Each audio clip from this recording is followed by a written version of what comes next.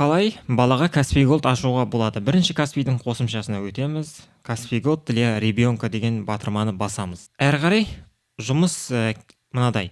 Бірінші балаңыз Каспий Голдты жүктеп алу керек, әрине қолдану үшін. Сіз ашқаннан кейін әрине. Ашу үшін бірінші осы оформить Каспий Голд для ребенка деген батырманы басамыз.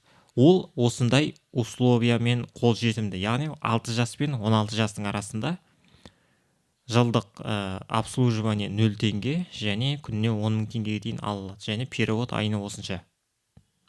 Оформить дегенді басамыз. Әрі қарай мына жерде сіздің балаларыңыздың тізімі тұрады. Соның үстін басасыз да, сол балаңыздың номерін жазасыз.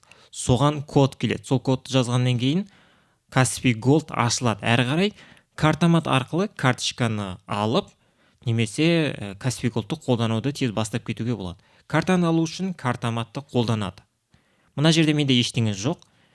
Сізде егер тіркелген болса, туылғаннан кейін мына жерде сол тізімде шығады. Шықпаған жағдайда не істеуге болады?